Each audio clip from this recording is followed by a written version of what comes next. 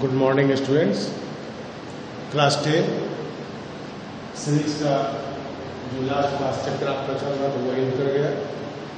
अब मैं आपको हिस्ट्री का जो फर्स्ट चैप्टर है the rise of nationalism in Europe वो मैं पढ़ाने जा रहा हूँ, क्योंकि आपका जो फर्स्ट टर्म एग्जाम होगा उसमें हिस्ट्री के इसी चैप्टर से क्वेश्चन आएंगे। The rise of nationalism in Europe, इस चैप्टर से क्वेश्चन आपका आएगा। ठीक है, तो इसे मैं पढ़ाना चाहता हूँ।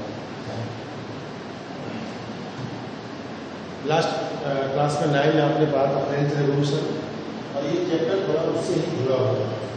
This chapter is I think to some extent correlated with the chapter that you have taught, you have studied in the class 9, उससे जुड़ा हुआ है। फर्स्ट पेज में आप जब बुक ओपन करेंगे तो फर्स्ट पेज में आप देखेंगे ये पेंटिंग आपको दिखाई पड़ेगा। इस पेंटिंग से जुड़ा हुआ कुछ फैक्ट है तो मैं आपको बता दूं। फ्रेडरिक सोलियो एक इंपॉर्टेंट फ्रेंच पेंटर्स थे, आर्टिस्ट थे, जिन्होंने अपने ड्रीम कॉन्सेप्ट, अपने एक तरह समझिए उनका सोचा हुआ, सपनों में देखा हुआ विचार को वो पेंटिंग में उगार कर रखते हैं, वो पेंटिंग बनाते हैं अबाउट द यूरोप के बारे में। वो एक तरह से अपने कॉन्सेप्ट को पेंटिंग पे डालकर वो हमारे सामने, आपके सामने प्रस्तुत करते हैं। उन्होंने 4 पेंटिंग, सीरीज ऑफ पेंटिंग बनाया था। उन्होंने 4 पेंटिंग्स बनाए थे। उसमें से एक पेंटिंग आपके सामने है। उसमें उस पेंटिंग का जो नाम है democratic and the social republic. क्या नाम है? Democratic and the social republic. And this painting has been painted by the Frederic Sorrieu. Frederic Sorrieu ने इसको पेंटेड, और first time it was published in 1848, जो यूरोप में रेवोल्यूशन हुआ था 1848 में, उस टाइम इसको पेंटिंग किया है। और जो फर्स्ट पेंटिंग जो अभी दिखलाया गया है उसमें आपके पास जो बुक होगा उसमें ये दिखलाया गया है all people of the Europe and America were the paying homage, श्रद्धांजलि अर्पित कर रहे हैं to the Statue of Liberty. Statue of Liberty जो मैंने आपको बताया था फ्रेंच रेवोल्यूशन में फीमेल फिगर को प्रस्तुत किया गया था स्टैच्यू ऑफ लिबर्टी के रूप में, उसके सामने से गुजर रहे हैं इन क्यू लाइन में और उन्हें श्रद्धांजलि अर्पित कर रहे हैं। This was the concept of the Frederic Sorrieu. French Revolution में मैंने पहले बताया आपको this topic is correlated with the French Revolution, उससे जुड़ा हुआ। तो फ्रेंच रेवोल्यूशन में फीमेल फिगर के रूप में सिंबल ऑफ लिबर्टी जो बनाए गए थे वो फीमेल फिगर के रूप में बनाए गए। लिबर्टी का जो एक सिंबल बनाया गया था that was in the female figure बनाया गया, और उसके हाथ में क्या दिखाया गया था आप देखेंगे बुक में अगर होगा क्लियर तो ये देखिए क्या है क्या हाथ में, बियर्स बर्निंग टॉर्च, एक जलता हुआ मसाल उनके हाथ में है। Charter of human rights. Revolution के बाद जैसा कि आप जानते हैं कि जब डिक्टेटरशिप और मोनार्क था, the human being of the Europe has been not given the different types of rights in the fundamental rights. तो रेवोल्यूशन के बाद जो राइट्स दिए गए that is the charter of rights.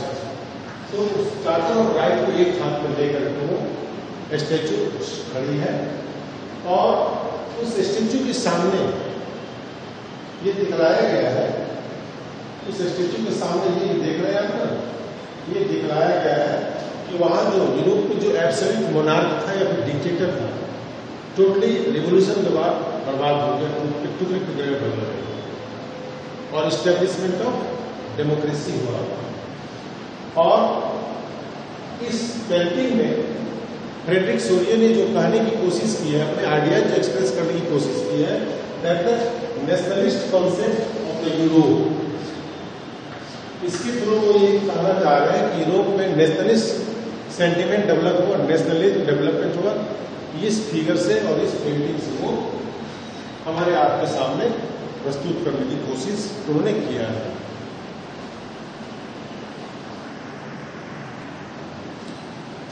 इस चैप्टर से फ्रेडरिक सोरिये ने अपने पेंटिंग से इस चैप्टर में ये कहने की कोशिश की है कि इस चैप्टर में बहुत सारे इश्यूज उठाए गए हैं यूरोप से रिलेटेड, और इन सारे उसमें से एक जो आपको इश्यूज था वो नेशनलिस्ट कॉन्सेप्ट था, जो कि यूरोप में इमर्ज हुआ 18th सेंचुरी में, और same time modern nation state modern nation states emergence हुआ यूरोप में 18th सेंचुरी में in place of the dynastic empire, क्योंकि यूरोप में पहले डायनेस्टिक एम्पायर थे, किंगडम था, और उसको धीरे धीरे समाप्त करके एक नेशन स्टेट्स का फॉर्मेशन किया गया यूरोप में। और इस पिक्चर के इस पेंटिंग के थ्रू फ्रेडरिक सोरिये आपके हमारे बीच में वो ये आइडिया रखना चाहते हैं, उनके ये विजुअलाइजेशन थे, उनका ये कॉन्सेप्ट था, उनका ये ड्रीम था। जैसा कि मैंने आपको बताया, ये चैप्टर जो आपका नेशनलिज्म इन यूरोप जो है, ये आपका जो लास्ट क्लास में आपने पढ़ा था फ्रेंच रेवोल्यूशन, उससे वो रिलेटेड है।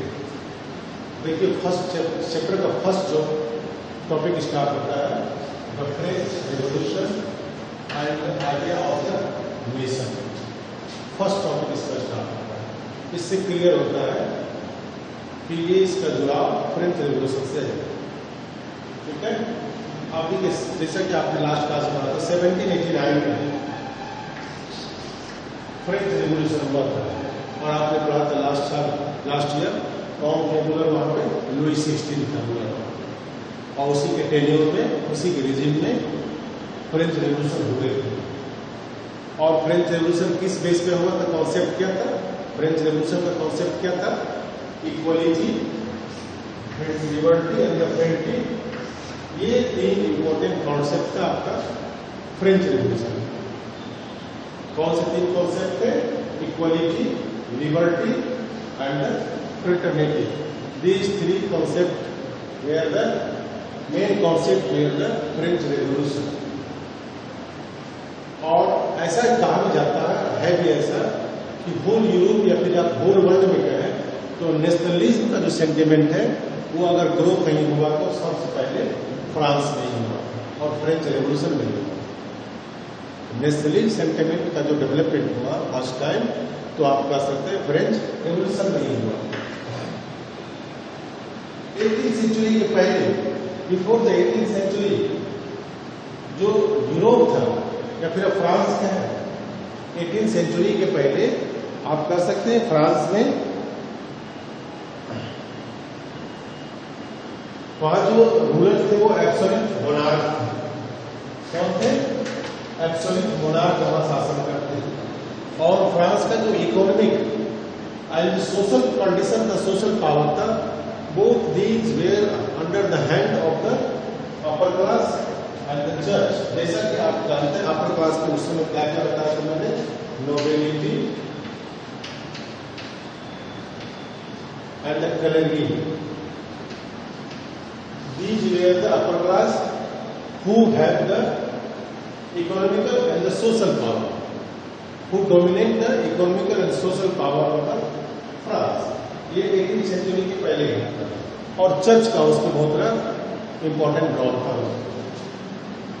फ्रेंच रेवोल्यूशन जब हुआ 1789 में, तो फ्रेंच रेवोल्यूशन के बाद बहुत सारे नए नए उपाय अपनाए गए, बहुत सारे नए नए मेजर्स इंट्रोड्यूस किए गए, तरीके इंट्रोड्यूस किए गए, और जिसके थ्रू क्या किया गया, लोगों में सेंस ऑफ कलेक्टिव आइडेंटिटी को डेवलप करने की कोशिश की। सेंस ऑफ कलेक्टिव आइडेंटिटी को ह्यूमन बीइंग में डेवलप करने का ट्राई किया गया। उसमें आइडिया ऑफ फादरलैंड, जिससे आप क्या कर सकते हैं, ला पेट्रा, आइडिया ऑफ फादरलैंड जिससे आप कह सकते हैं ला पेट्री, एंड सिटीजन ली सिटीजन, इस पर एम्फेसाइज किया गया। ऑल द कम्युनिटी को इक्वल राइट दिया गया, इक्वल राइट प्रोवाइड, जैसे मैंने बताया आपको, इक्वलिटी, इक्वल राइट प्रोवाइड किया गया सारे कम्युनिटीज को। ठीक है,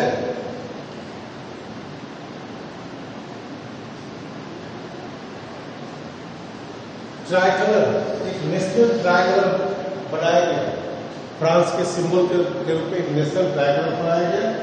स्टेट जनरल का फॉर्मेशन वहां पे हुआ। पहले भी स्टेट जनरल था, उस फर्स्ट स्टेट, सेकंड स्टेट और थर्ड स्टेट थे, जो कि लास्ट ईयर मैंने पढ़ाया। फर्स्ट स्टेट में कलरगी आते थे, सेकंड में नोबिलिटी, और थर्ड स्टेट में rest of the people, poor power peasants और ये सब वर्कर सभी आते थे।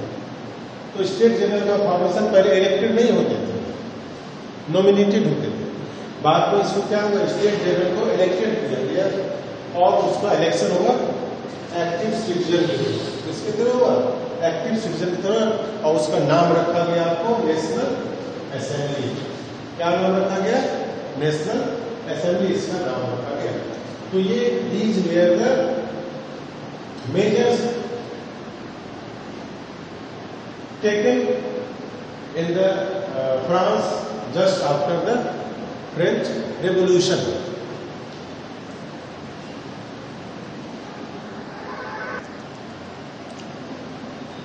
हाँ, और भी कई सारे मेजर्स अपनाए गए फ्रेंच रेवोल्यूशन में।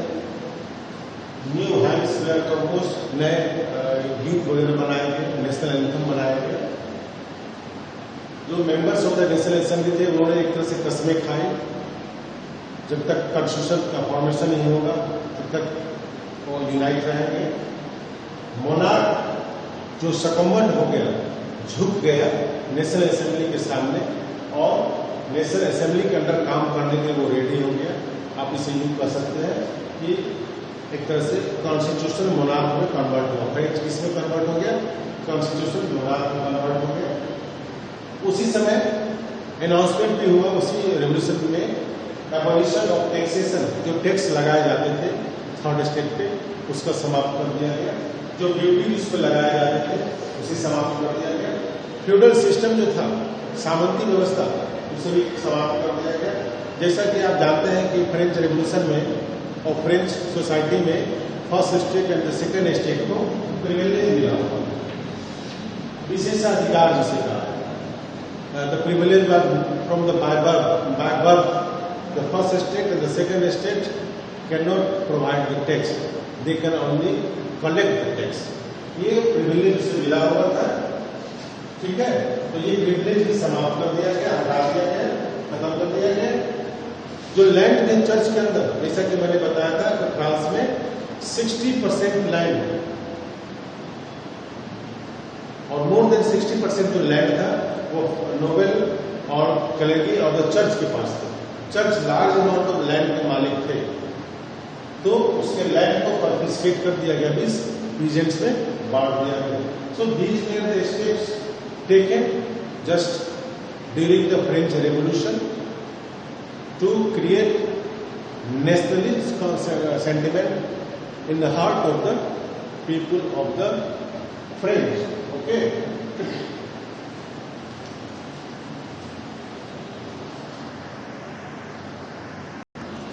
आपके लिए क्वेश्चन है इस टॉपिक से जुड़ा हुआ, जहां तक मैंने पढ़ाया है। Right about the painting of the Frederic Sorrieu. Frederic Sorrieu ने जो 4 पेंटिंग किए, उस 4 पेंटिंग में एक पेंटिंग को आपके बुक में उसको रिप्रेजेंट किया गया है।